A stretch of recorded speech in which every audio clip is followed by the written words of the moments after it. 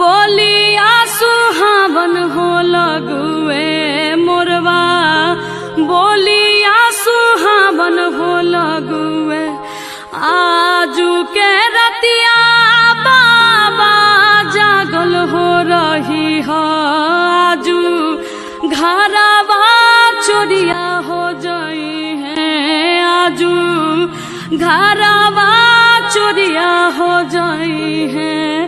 सबरे संपत्तिया बाबा बाची रे जाई है, गौरा बेटी चोरिया हो जाई है, गौरा बेटी चोरिया हो जाई है। दुआरा पाए बेटी चौकी दरबारे रखब, आंगना में सिपहिया हो रखब, घरवा भीतर हमहू जागल हो रहब, से हो बेटी बाची रे जाई है, से हो बेटी बाची रे जाई है।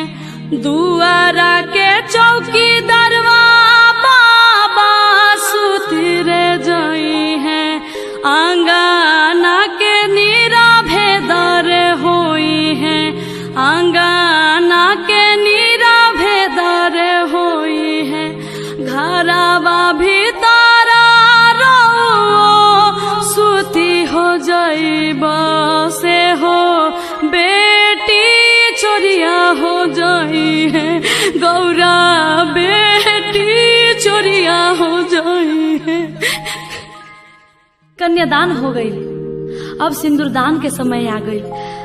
राजा हिमांचल आ मैना रानी के लग से उठ के पार्वती जी अब शंकर भगवान के बगल में बैठल बड़ी। आ देखी 7 सुहागिन मिल के माड़ो में शंकर भगवान के सिन्होरा देता लोग कि भगवान भोलेनाथ अभी सिन्होरा ली आ पार्वती के जिंदगी के सफल बनाई। देखी एक चिटकी सेनूर के कितना महत्व बा। एक चिटकी सेनूर मांग में पड़ते ही दुनिया बदल जाला। तो सखी सहेली लोग भगवान भोलेनाथ से आग्रह करता कि हे बाबा अब पार्वती के मांग में सिंदूर भरी